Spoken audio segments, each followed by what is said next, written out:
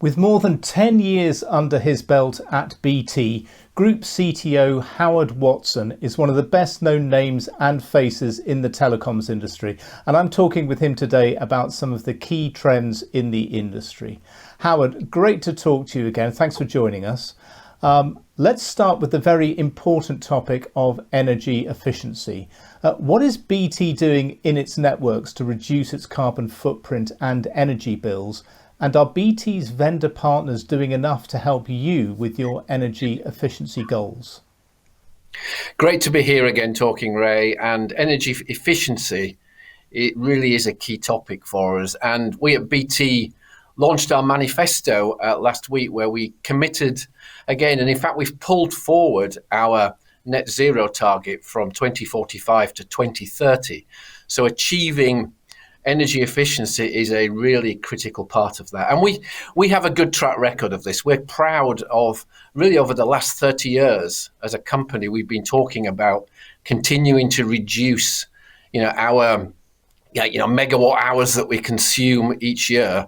And on the back of that, driving down energy and therefore driving up sustainability. We also, again, BT for a long time has always bought energy from renewable sources. We completed that process internationally as well in 2020. And then in just some of the data, since 2016, we've reduced our output, our carbon output by 57%. So it's a good start, but there's a lot more to do to get to that 2030 deadline. It relies, in a large way, actually, on switching off some legacy networks. I have 9 legacy networks, everything from the old killer stream data circuits through the PSTN network for the fixed telephones that people have in their homes, through to 3G. And looking at how we retire those networks will give us a great return in terms of energy reduction. And then to your second piece, working with our supply chain. So, continuing to talk to our network equipment manufacturers about how they're making it ever more efficient. Okay, great. And there's a lot of talk these days about the relationship between the telcos and the hyperscale giants such as AWS, Microsoft Azure and Google Cloud. How do you view that relationship? And as a CTO, how can those cloud giants help you? Well, I mean, the relationship sort of comes in, it's a sort of story of two parts, really. I think, we have mature relationships with a number of the hyperscalers, initially on the IT side. So we have used AWS, for example, for a long time for compute and storage for IT applications, the classic infrastructure as a service usage. But, from a network perspective, the critical question at the moment is edge and what role do hyperscalers have to play in the edge of our networks, particularly as we continue to roll 5G out. And there I see, a number of ecosystems emerging. So, for example, we are rolling out what we call network cloud. So it's our own hosted, but cloud native solution for hosting our key network functions, such as the 5G core, but also in the future network related applications. I think then that will sit alongside solutions from some of the hyperscalers. So it's quite critical, for example, that we're able to deliver low latency services to customers and to allow developers who are part of, let's say, for example, the AWS ecosystem, to be able to write applications to use that low latency. Now, another big topic currently is the shape and size of the telecom technology ecosystem. Is it diverse enough? Will having more companies feeding into the tech pipeline necessarily result in greater innovation, as some would hope? And do telcos really want to be dealing with more suppliers? I spend quite a bit of time at the moment, Ray, talking about the diversification in mainly the infrastructure supply chain. And this is on the back of the action that the government took in the UK around high-risk vendors. Now, first of all, let's not forget that actually the two main vendors, Nokia and Ericsson, are European companies. And I think sometime in the debate we forget that we do have these great companies quite close to home. But only having two to choose from, clearly is not the long-term ideal situation. So we do support the initiatives that are being taken to have a open architecture and the ability to deploy equipment from alternative sources. Now, you've got to be careful, because what I don't want to do is to have my field force having to carry around in their vehicles equipment from all sorts of different manufacturers. So I actually think, particularly in the macro network, having two vendors is probably the right number.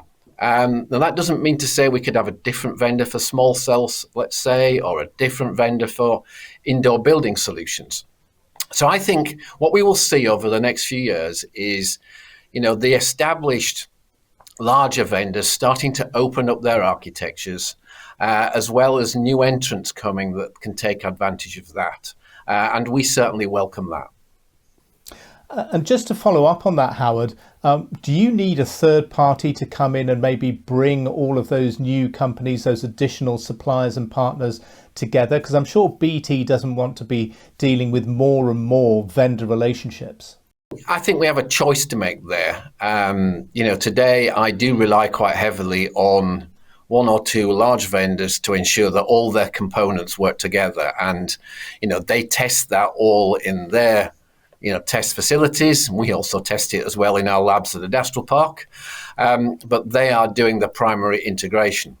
Now, in the future, as you say, if we're going to have 7 or 8 vendors, I do think a role for a systems integrator will emerge. I think it's not, there are 3 options for that. Either we do it as the operator, one of the larger vendors takes on that role and integrates some best of breed components into their ecosystem. Or thirdly, we go out to one of the established systems integrators, and some of them already, let me mention a couple. Tech Mahindra, Accenture are already carving out a role for them in that space. So I do think we'll have a choice, and we'll be able to, probably look at both a lead vendor approach or an independent systems integrator as one of the 2 likely ways that this broader diversification will actually fit together and work. Looking ahead, what are the key milestones you'd like to see the communications industry hit in the next few years? What needs to happen to help BT and its peers deliver better and more profitable services to its customers? A great question there, and some of the key milestones coming up. So, on the fixed network, our milestone, which through our sister company Openreach, is to get to 25 million FTTP homes by 2026. So I think getting full fibre out to as many homes in the UK as fast as possible, in line with the government's manifesto, I think is a critical enabler for UK PLC and for the citizens of our nation. Similarly, and actually in similar timescales, rolling out 5G. We announced a few months ago, a target of 2028 for 5G to be available in 90% of the geography of the country. That'll be overtaking 4G at some point there.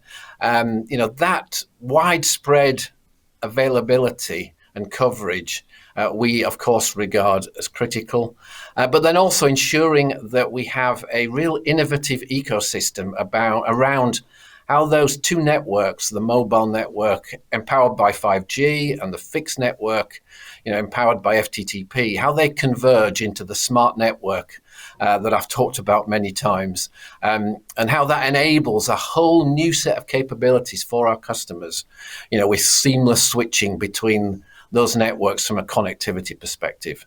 We're starting to see some use cases emerge. I think we'll see, a lot around private 5G networks and campus networks and great features on the back of that.